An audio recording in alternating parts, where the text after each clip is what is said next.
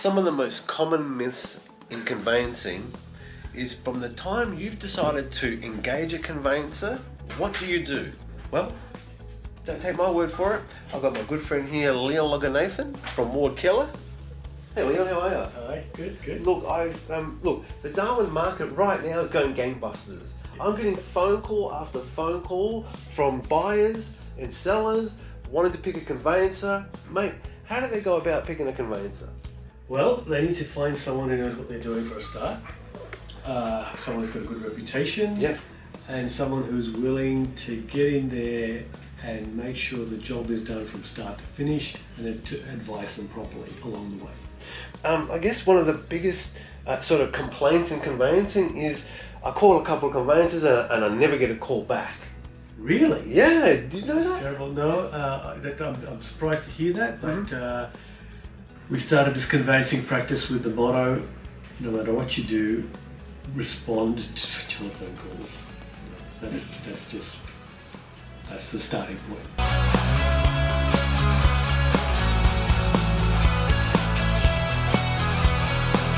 Very good question, Pete. Historically, it was only law firms that did conveyancing, but that changed around, I think, the late 80s, early 90s, when legislation was brought in to allow people that weren't lawyers to do conveyancing. And the whole idea behind that was to try and free up the market and bring more competition, and they felt that conveyancing was something that was fairly stock standard, which didn't really need a lawyer involved in it. I think that legislation was based on what was happening down south.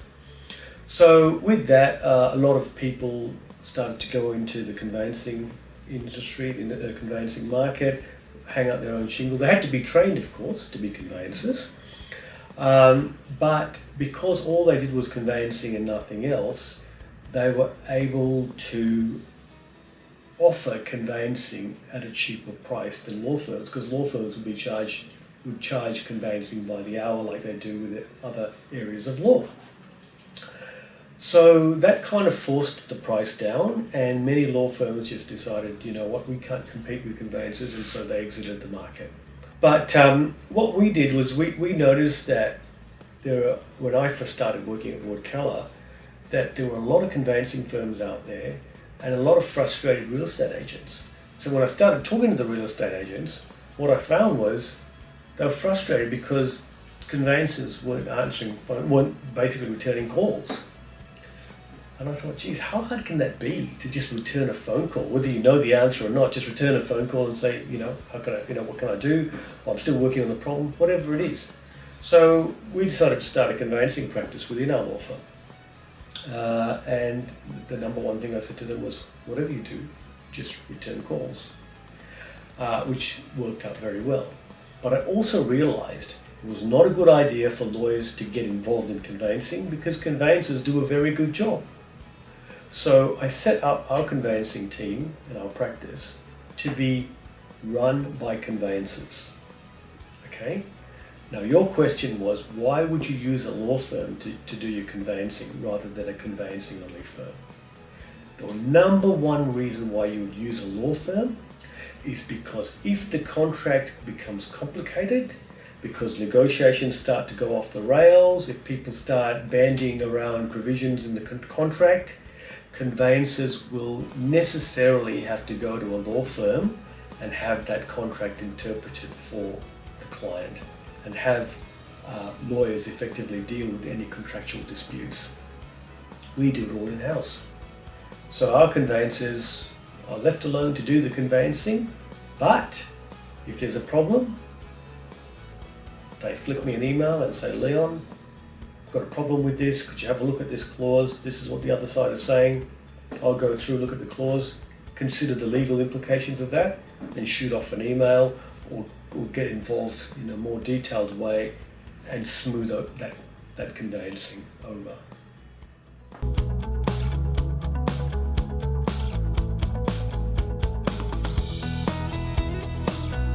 Absolutely critical. The real estate agent is there to make sure the deal goes through. The conveyancers are there to make sure that the terms of the contract are complied with. Now, one of the things that I say to our conveyancers is we're there to help the transaction go through. We're not there to try and hold the transaction up. Okay? So, for example, if a buyer says, if we're acting for a buyer, and the buyer says, I want a condition report done on this house, and the condition report is done by a building inspector or someone with those sort of qualifications, they do the condition report, and then they give us the report. We are not building inspectors, so we are not qualified to interpret that report. What we do, get the report, we give it to our client, who is the buyer, and say, here you go, here's the report, have a look at it. If you have any questions, this is the number of the person that did the report, have a chat to them and go through it. So if they come up with issues, they say to us, or the buyer says to us, look, the condition report says this, I'm not happy about this.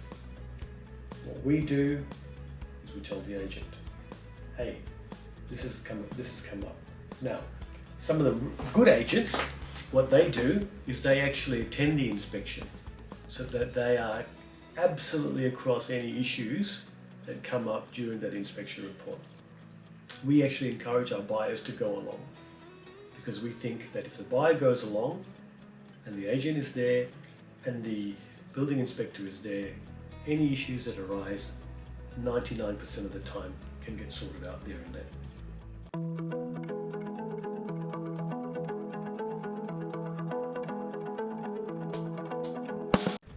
So, it's a very good question. Number one, the conveyancer for the buyer acts for the buyer. They don't act for the seller, they don't act for the real estate agent, and they have both legal and ethical obligations when dealing with the buyer, right? So this is where things can get a little bit kind of tricky with some conveyancers that feel an obligation to the real estate agent because the real estate agent referred the transaction to them, okay? And that's where you have to understand your ethics very, very well. Just because the agent referred the matter to you, it doesn't mean that you have an obligation to the agent. Your obligation is to the buyer. If you are not acting in the buyer's interests, then you are probably breaching your, in fact not you're probably, you are breaching your obligations to the buyer. Okay? Having said that, if a buyer comes to you and says, look, I want to do these 3 inspections, provided that the buyer understands that there are other inspections available to them and they know what those inspections are, there's no problem with just ticking those 3 boxes, right? I think if someone is saying, oh, just tick everything, that's lazy. Because that to me indicates a conveyancer that hasn't actually bothered to explain to their client what those inspections are, because the buyer may very well say, yeah, I understand that I don't need a pool inspection because there's no pool there, right? For example, just to use a very, extreme situation. So it's about communication with the buyer. It's about doing your job, Pete, at the end of the day. And if you do your job properly, you're not going to upset the buyer. You're not going to upset the real estate agent. Look, because let's just say the buyer says, oh, I don't know the difference between a condition report and a status report. And I thought I only wanted a status report, but a condition report is much more rigorous. And given the age of the property area, everything, I prefer to have a condition report. Well, of course you're going to tick the condition report box and you're going to report back to the real estate agent, hey, the buyer didn't understand the difference between status and condition report and they've asked for a condition report. If you have that sort of communication with the agent, no agent's going to be upset. And I want to say another thing about this. We're not stupid here, right? We completely understand what is at stake. You've got a buyer, you've got a seller, you've got a real estate agent. Everyone has a vested interest in that transaction being completed. The seller, because they want to sell their property. The buyer, because they want to buy the property. And the real estate agent, because he doesn't get paid unless that transaction is completed. We get that. So our job is not to go in there and throw up a whole bunch of red flags so that we make what should be an easy transaction a difficult one. Because as you know, in the territory, we have buyer beware, which means that the buyer is buying that property subject to whatever's wrong with it. So it's up to the buyer to do their due diligence before they go unconditional.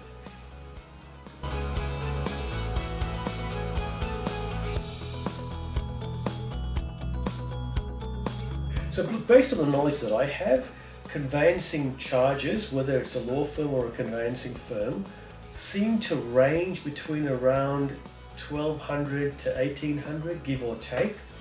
I've noticed that some conveyancing firms are a little bit tricky, so they'll price low, but then there's all these add-in charges that effectively end up to what we would probably charge for a conveyance. So I can tell you, for us, a stock standard conveyance is $1,650, which includes GST.